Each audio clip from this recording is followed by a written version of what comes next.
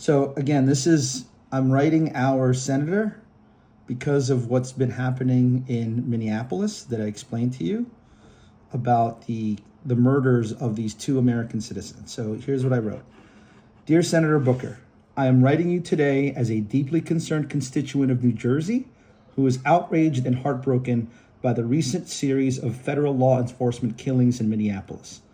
In the past few weeks, two U.S. citizens, Renee Good and Alex Preddy, have been fatally shot by federal immigration agents during enforcement operations in Minneapolis. These are not distant news stories. These are real people whose deaths have sparked national protests, painful community grief, and an urgent demand for accountability and change. The killing of Renee Good on January 7th by an ICE agent recently ruled a homicide by the Hennepin County Medical Examiner, and the subsequent fatal shooting of ICU nurse Alex Preddy on January 24th have shown a disturbing pattern of federal agents using deadly force in ways that raise serious concerns and questions about training, oversight, and civil liberties. These incidents have ignited major demonstrations across Minneapolis and in cities nationwide, including protests calling for the removal of ICE and demands for systemic reform. I am angry that federal agents charged with upholding justice and public safety have instead been involved in violent encounters that have taken the lives of civilians. I'm frustrated that these actions were carried out under Operation Metro Surge, a campaign that appears to have escalated enforcement without clear accountability or adequate safeguards for public safety. Here's what I'm asking you to do.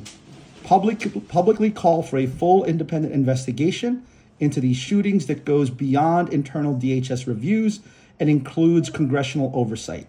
Demand accountability from federal leadership for the policies and operational directives that put armed federal agents into civilian communities with lethal consequences. Support legislation to abolish ICE as it currently exists and replace it with a system that prioritizes humane, lawful immigration enforcement rooted in justice and respect for human rights. Withhold political or financial support for DHS and ICE unless substantive reforms, including the closure of abusive enforcement operations, are enacted. Let me be clear. My support as a voter and constituent depends on your willingness to take a strong stand on this issue. Silence or half measures are not acceptable. I look to you as a senator to defend civil liberties, protect communities, and hold federal agencies accountable when they violate the trust of the American people.